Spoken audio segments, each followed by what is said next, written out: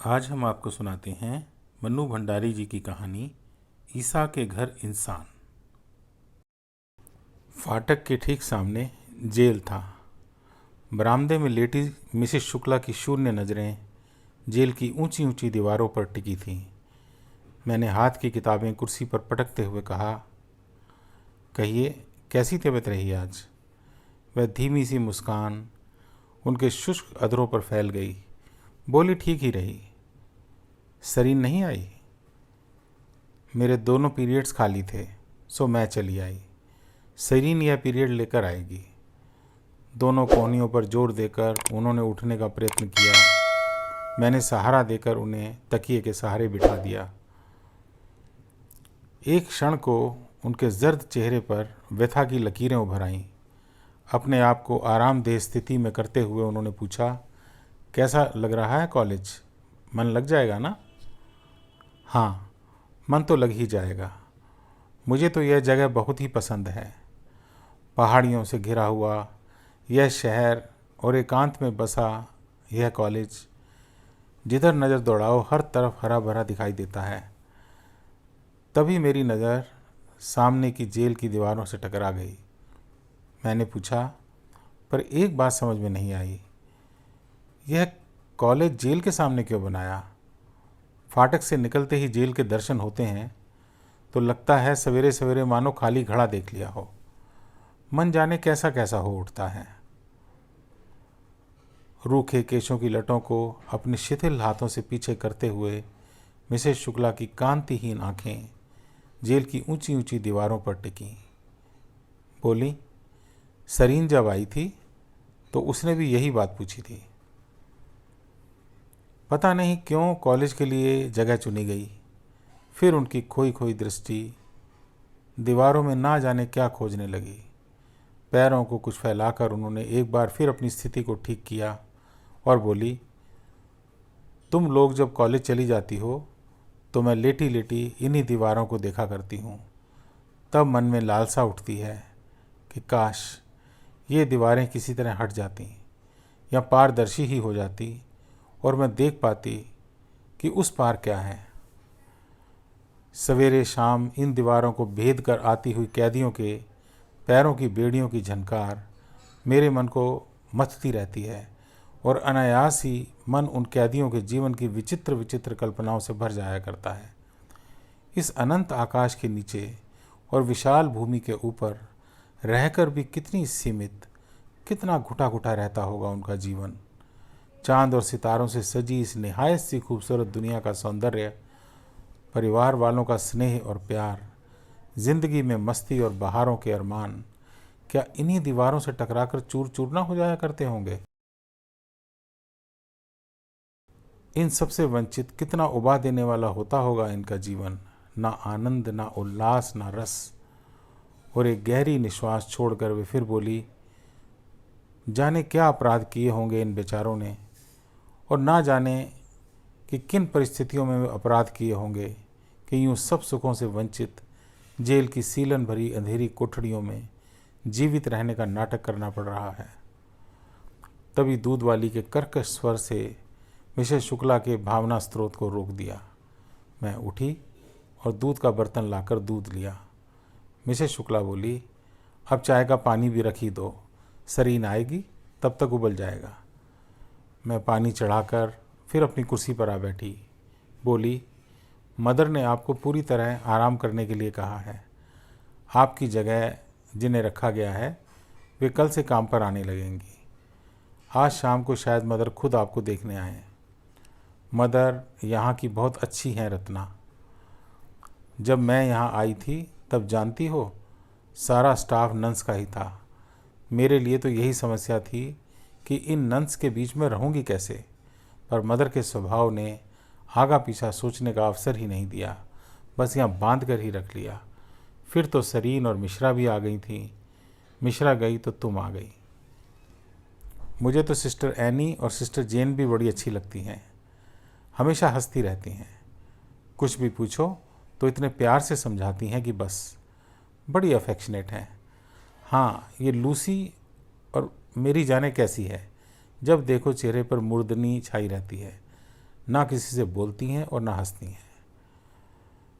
Mrs Shukla ने पीछे से एक तकिया निकालकर गोद में रख लिया और दोनों कोहनियाँ उस पर गड़ाकर बोली, एनी और जैन तो अपनी इच्छा से ही सब कुछ छोड़ छाड़ कर नन बनी थी, पर इन बेचारियों ने ज़िंदगी में चर्च और कॉलेज के सिवाय कुछ देखा ही नहीं। कॉलेज में काम करती हैं, बस यही है इनका जीवन। अब तुम ही बताओ, कहाँ से आए मस्ती और शौकी। वाह, यह भी कोई बात हुई। सिस्टर जूली को ही लीजिए, वह भी उम्र में इनके ही बराबर होंगी, पर चहकती रहती हैं। बातें करेंगी तो ऐसी लच्छेदार कि तबीयत भड़क जाए, हंसेंगी तो ऐसे कि सारा स्टाफ रूम गूंज जाए। उसका तो अंग अंग जैसे थिरकता रहता है। वह अभी नई नई आई है यहाँ, थोड़े दिन रह लेने दो, फिर देखना वह भी लूसी और मेरी जैसी ही हो जाएगी। और एक गहरी सांस छोड़कर उन्होंने आंखें मूंद ली। तभी सरीन हड़बड़ाती सी आई और बोली, गजब हो गया शुक्ला, आज तो अब जूली का पता नहीं क्या होगा। क्यों, क्या हुआ? सरीन की घबराहट से एकदम चौंक कर शुक्ला ने पूछा। जूली 4th ईयर का क्लास ले रही थी। कीट्स की कोई कविता समझाते समझाते जाने क्या हुआ कि उसने एक लड़की को बाहों में भरकर चूम लिया। सारी क्लास में हल्ला मच गया और 5 मिनट बीतने न बीतते सारे कॉलेज में बात फैल गई। मदर बड़ी नाराज भी हुई और चिंतित भी। जूली को उसी समय चर्च भेज दिया गया और वे सीधी फादर के पास गई और फिर बड़े ही रहस्यात्मक ढंग से उन्होंने शुक्ला की ओर देखा। लगता है अब जूली के भी दिन पूरे हुए। बहुत ही निर्जीव स्वर में शुक्ला बोली, मुझे सारी बात ही बड़ी विचित्र लगी है। लड़की लड़की को किस कर ले, जूली के दिन पूरे हो गए कैसे? दोनों के चेहरों की रहस्यमय मुद्रा मैं कुछ समझ नहीं पा रही थी। पूछा, फादर क्या करेंगे? कुछ सजा देंगे? मेरा मन जूली के भविष्य की आशंका से जाने कैसा कैसा हो उठा। अभी अभी तो रत्ना जूली की ही बात कर रही थी और अभी तुम यह खबर लेकर आई। सुनते हैं जूली पहले जिस मिशनरी में थी वहाँ भी इसने ऐसा ही कुछ किया था, तभी तो उसे यहाँ भेज दिया गया कि फिर कभी कोई ऐसी हरकत करे तो फादर का जादू का डंडा घुमा दिया जाए। और शुक्ला के पपड़ी जमे शुष्क अधरों पर फीकी सी मुस्कुराहट फैल गई। जादू का डंडा? बताइए ना, क्या बात है? आप लोग तो जैसे पहेलियां बुझा रही हैं, बेताब होकर मैंने पूछा। अरे क्यों इतनी उत्सुक हो रही हो? थोड़े दिन यहाँ रहोगी तो सब समझ जाओगी। यहाँ के फादर एक अलौकिक पुरुष हैं, एकदम दिव्य। कोई कैसा भी पतित हो या किसी का मन जरा भी विकारग्रस्त हो, इनके संपर्क में आने से ही उसकी आत्मा की शुद्धि हो जाती है। दूर दूर तक बड़ा नाम है इन फादर का। बाहर की मिशनरीज से तो कितने ही लोग आते हैं फादर के पास आत्मशुद्धि के लिए।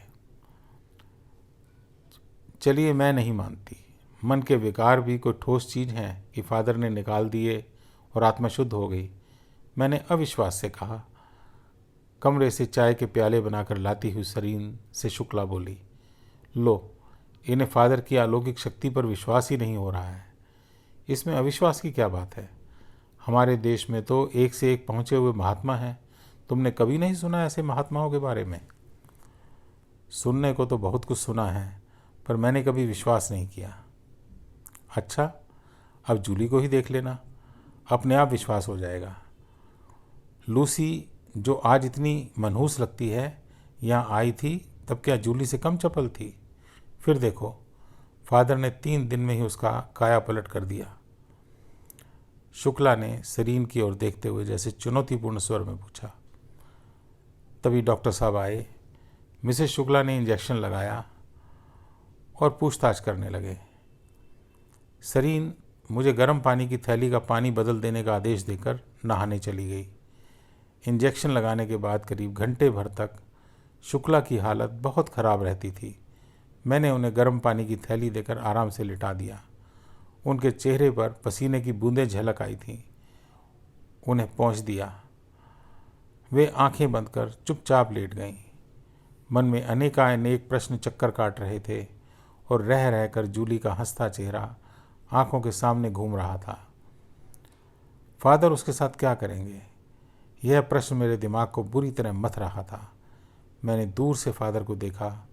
ऊपर से नीचे तक सफ़ेद लबादा पहने वह कभी कभी चर्च जाते हुए दिख जाया करते थे। इतनी दूर से चेहरा तो दिखाई नहीं देता था, पर चाल ढाल से बड़ी भव्य मूर्ति लगते थे। मन श्रद्धा से भर उठे ऐसे। फादर में कौन सी ऐसी शक्ति है जो आत्मा की शुद्धि कर देती है? यही बात मेरी समझ में नहीं आ रही थी। अगले दिन जूली नहीं आई। मैंने सिस्टर एनी से कुछ पूछना चाहा तो उन्होंने धीरे से उंगली मुंह पर रखकर चुप रहने का आदेश दिया। मैंने देखा कि लूसी और मेरी इस घटना से काफ़ी संतुष्ट सी नज़र आ रही थी। कल से उनके खिजलाहट भरे चेहरों पर हल्के से संतोष की झलक नज़र आ रही थी। 2 दिन और इसी प्रकार बीत गए। तीसरे दिन मैं कुछ जल्दी ही कमरे में रवाना होने लगी तो शरीर ने पूछा, अरे अभी से चल दी? कुछ कापियाँ देखनी हैं, यहाँ लेकर नहीं आई। अब स्टाफ रूम में बैठकर ही देख लूँगी। आज नंबर देने ही हैं। और मैं चल पड़ी। यूँ हमारे कमरों और कॉलेज के बीच में भी एक छोटा सा फाटक था, पर वह अक्सर बंद ही रहता था, सो मेन गेट से ही जाना पड़ता था। जैसे ही मैं कॉलेज के फाटक में घुसी, मैंने देखा जूली चर्च का मैदान पार कर नीची नजरें किए धीरे धीरे कॉलेज की तरफ आ रही है। एक बार इच्छा हुई कि दौड़कर उसके पास पहुंच जाऊं, पर जाने क्यों पैर बढ़े ही नहीं। मैं जहां की तहां खड़ी रही। वह मेरे पास आई, पर बिना आंख उठाए, बिना एक भी शब्द बोले, वैसे ही शिथिल चाल से गुजर गई। मैं अवाक सी उसका मुंह देखती रही। 2 दिन में ही क्या हो गया इस जूली को, मैं नहीं जानती। फादर ने उसके ऊपर जादू का डंडा घुमाया या उसे जंतर मंतर का पानी पिलाया, पर जूली हंसना भूल गई। इसकी सारी शोखी, सारी हंसी, सारी मस्ती जैसे किसी ने सोख ली हो। उस दिन किसी ने जूली से बात नहीं की। शायद मदर का ऐसा ही आदेश था। पर जूली के इस नए रूप ने मेरे मन में विचित्र सा भय भर दिया। लगता था जैसे जूली नहीं, उसकी जिंदा लाश घूम रही है। सिस्टर एनी ने इतना जरूर कहा कि फादर ने उसकी आत्मा को पवित्र कर दिया। उसकी आत्मा के विकार मिट गए, पर मुझे लगता था जैसे जूली की आत्मा ही मिट गई थी, मर गई थी। अपने कमरे पर आकर मैंने मिसेस शुक्ला को सारी बात बताई तो बिना किसी प्रकार का आश्चर्य प्रकट किए वो बोली, मैं तो पहले से ही जानती थी। पता नहीं कैसी शक्ति है फादर के पास।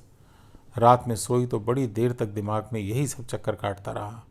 कभी लूसी और कभी मेरी की शक्लें आंखों के सामने घूम जाती। उन्हें देखकर लगता था मानो वे अपने से ही लड़ रही हैं, अपने को ही कुतर रही हैं। एक अजीब आक्रोश के साथ कॉलेज की बड़ी लड़कियों को हंसी ठिठोली करते देख उनके दिलों से बराबर ही सर्द आहें निकल जाया करती थीं। उनके जवान दिलों में उमंगों और अरमानों की आंधियां नहीं मचलती थी।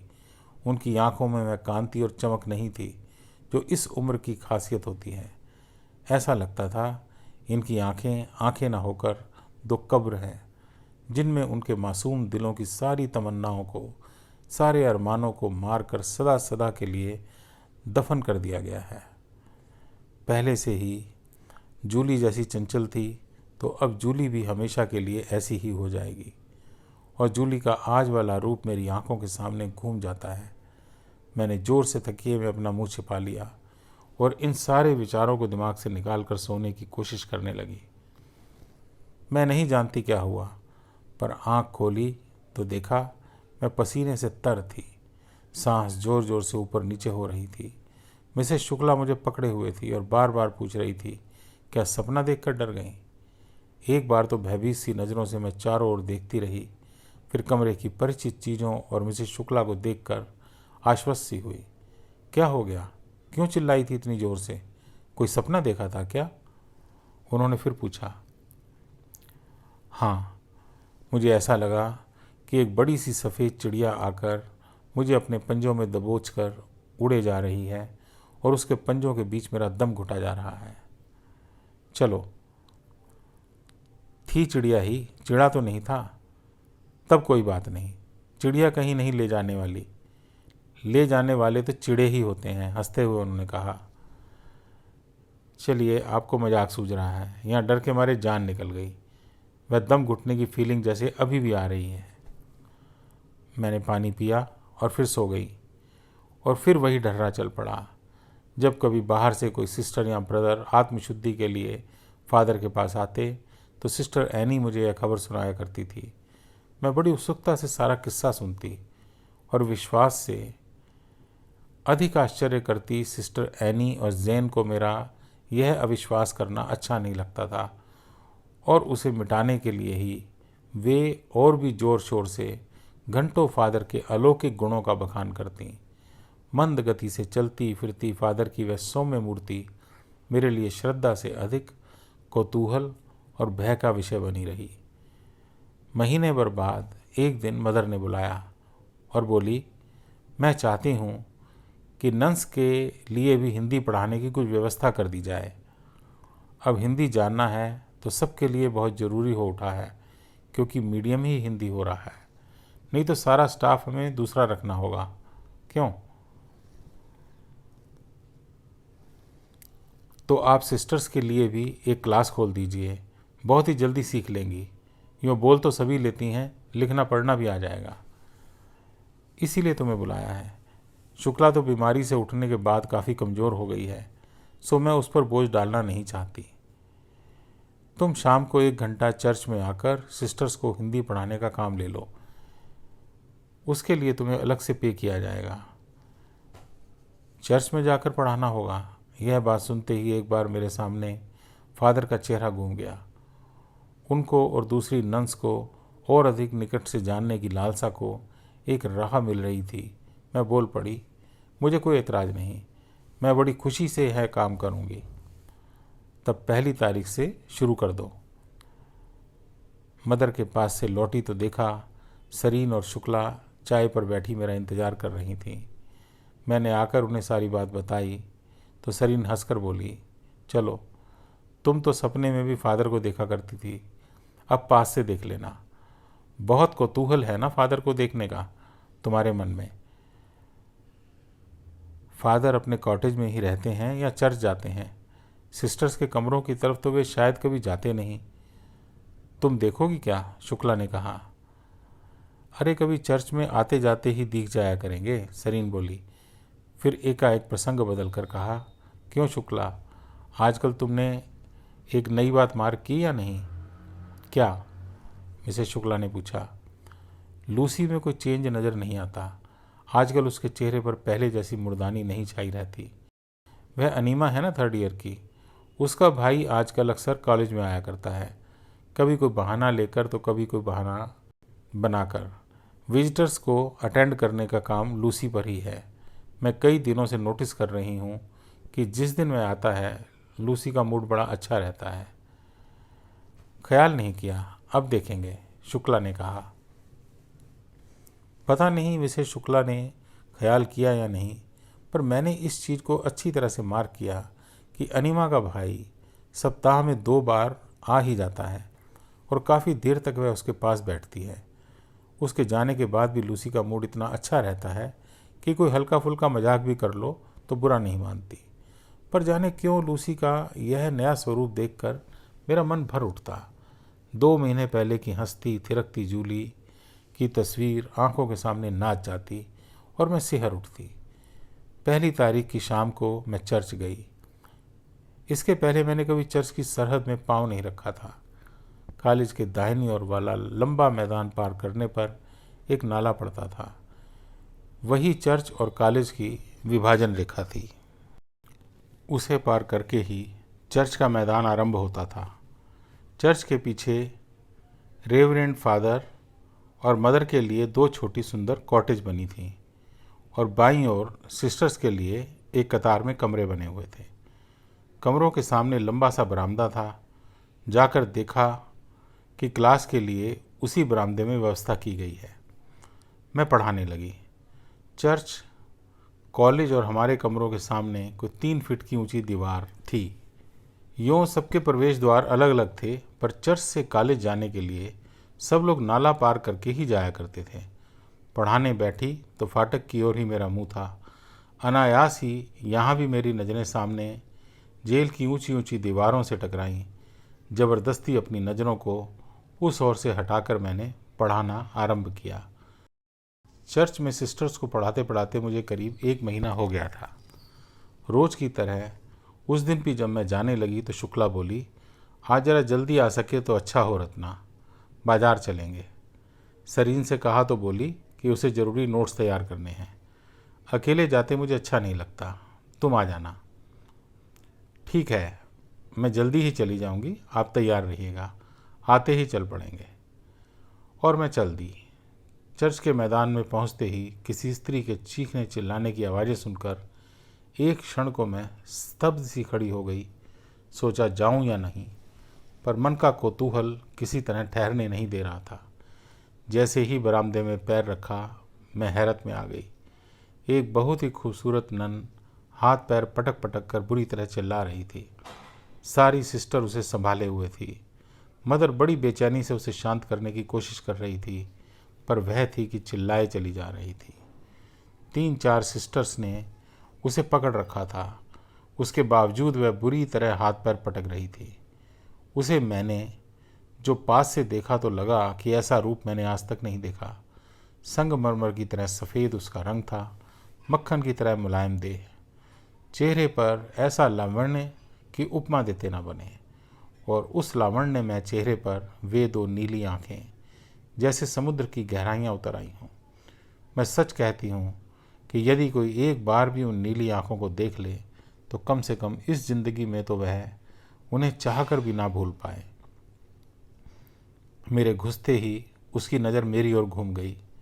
मुझे लगा वे नीली आँखें मेरे शरीर को भेद कर मेरे मन को कचोटे डाल रही हैं। और फिर वह एकाएक चिल्ला उठी, देखो मेरे रूप को, और वह अपने कपड़ों को बुरी तरह फाड़ कर इधर उधर करने लगी। सब ने बड़ी मुश्किल से उसे संभाला। मदर ने उसके कपड़ों को जल्दी से ठीक ठाक कर दिया। वे बड़ी ही परेशान नजर आ रही थी। हाथ रुकने पर भी उसकी जीभ चल रही थी। मैं अपनी ज़िंदगी को, अपने इस रूप को चर्च की दीवारों के बीच नष्ट नहीं होने दूंगी। मैं जिंदा रहना चाहती हूँ, आदमी की तरह जिंदा रहना चाहती हूँ। मैं इस चर्च में घुट घुट कर नहीं मरूंगी। मैं भाग जाऊंगी, मैं भाग जाऊंगी। हम क्यों अच्छे कपड़े नहीं पहने, हम इंसान ही हैं। मैं नहीं रहूंगी यहाँ, मैं नहीं रहूंगी, देखो मेरे रूप को। तभी बाहर से सिस्टर एनी हड़बड़ाती सी आई। फादर ने एकदम बुलाया है, इसलिए इसे वहीं ले चलिए। सब ने मिलकर उसे ज़बरदस्ती उठाया। वह चिल्लाती जा रही थी, मैं फादर को भी दिखा दूंगी कि ज़िंदगी क्या होती है, यह सब ढोंग है, मैं यहाँ नहीं रहूँगी। आधी से अधिक सिस्टर्स उसे उठाकर ले गईं। जो बची थी उनमें से इस घटना के बाद कोई भी इस मूड में नहीं थी कि बैठकर पढ़ती। सो मैं लौट जाने को घूमी तो देखा इन सब से दूर एक खिड़की के सहारे लूसी खड़ी है। उसके चेहरे पर एक विशेष प्रकार की चमक आ गई थी, जैसे मन ही मन वह इस सारी घटना से बड़ी प्रसन्न हो। मन में अपार विस्मय, भय और दुख लेकर मैं लौटी तो शुक्ला बोली, लो तुम तो अभी से लौट आई, अभी तो मैं तैयार भी नहीं हुई। आज क्लास ही नहीं हुई और मैंने सारी बातें उन्हें बताई। मैं जितनी इस घटना से विचलित हो रही थी वे उतनी नहीं हुई। स्वाभाविक से स्वर में बोली, शायद बाहर से कुछ सिस्टर आई होगी, क्या बताएं, इन बेचारियों की ज़िंदगी पर भी बड़ा तरस आता है। रात भर मेरे दिमाग में उस नई सिस्टर का खूबसूरत चेहरा और उसका चीखना चिल्लाना गूंजता रहा। वह फादर के पास भेज दी गई है, अब फादर उसका क्या करेंगे। शायद जूली की तरह उसके हृदय का यह बवंडर भी सदा सदा के लिए शांत हो जाएगा और फिर जिंदगी भर उसका यह चांद को लजाने वाला रूप चर्च की दीवारों के बीच ही घुट घुट कर नष्ट हो जाएगा और वह अपनी इस बर्बादी पर एक ठंडी सांस भी नहीं भर सकेगी। दूसरे दिन स्टाफ रूम में घुसते ही सबसे पहले मेरी नज़र लूसी पर पड़ी। बिना पूछे ही बड़े उत्साह से उसने मुझे कल की बात बताई। जानती हो, यह जो नई सिस्टर आई है इसका नाम एंजेला है। कहते हैं यह चर्च से भाग गई थी पर फिर पकड़ ली गई। इसके बाद पागलों जैसा व्यवहार करती थी, सो इसे फादर के पास भेज दिया। देखा कितनी खूबसूरत है और एक सर सी आह उसके मुंह पर निकल गई। अब क्या होगा? फादर आखिर करते क्या हैं? देखो क्या करते हैं। आज तो मदर भी नहीं आई। कल से वे फादर की कॉटेज पर ही हैं। सुनते हैं एंजेला काबू में नहीं आ रही है। उसका पागलपन वैसे ही जारी है। हम लोगों को भी उधर जाने की इजाज़त नहीं है। 2 दिन तक कॉलेज के वातावरण, विशेषकर स्टाफ रूम के वातावरण में एक विचित्र प्रकार का तनाव आ गया। कोई किसी से कुछ नहीं बोलता। बस मैं, शुक्ला और सरीन आपस में ही थोड़ी थोड़ी बोल लेती थी। बाकी सारी सिस्टर्स तो ऐसे काम कर रही थी मानो मौन व्रत ले लिया हो। जैसे ऑपरेशन रूम में कोई बहुत बड़ा ऑपरेशन हो रहा हो और बाहर नर्सें व्यस्त, चिंतित सी, परेशान इधर उधर घूम रही हों। उनकी हर बात से ऐसा लग रहा था जैसे कह रही हों, चुप चुप, शोर मत करो, ऑपरेशन बिगड़ जाएगा। मदर थोड़ी देर के लिए कॉलेज आती और ज़रूरी काम करके चली जाती।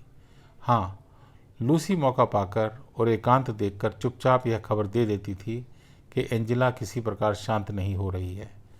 फादर सब कुछ करके हार गए।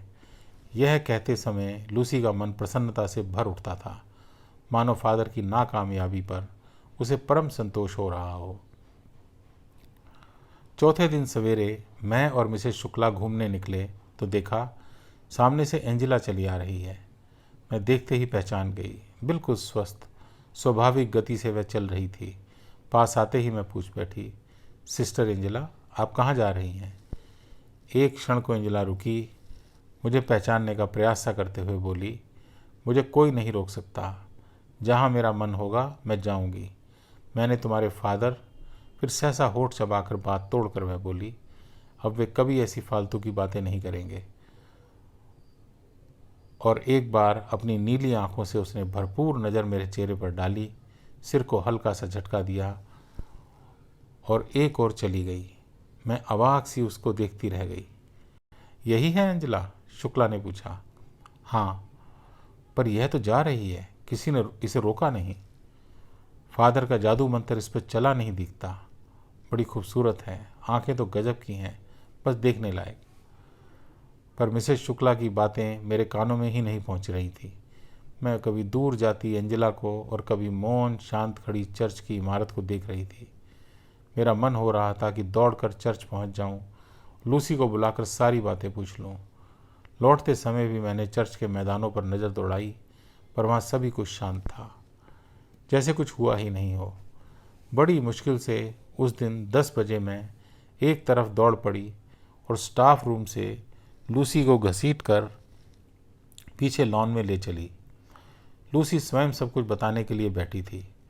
लॉन में पहुंचते ही बोली, एंजेला चली गई, फादर कुछ नहीं कर सके। उनकी खुद की तबीयत बड़ी ख़राब हो रही है। मदर उनकी देखभाल कर रही है। सवेरे तो हम लोग भी वहाँ गए थे। कमरे में तो नहीं जाने दिया हमें, पर बाहर से फादर को देखा था। फादर हम सब पर भी बड़ा रौब जमाया करते थे। एंजेला ने उनका नशा डाउन कर दिया।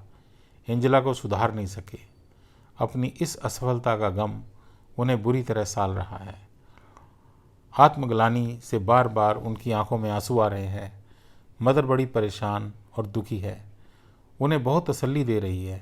बार बार ईसा मसीह से उनकी शांति के लिए प्रार्थना भी कर रही है। और एक बड़ी ही व्यंग्यात्मक मुस्कुराहट उसके होठों पर फैल गई।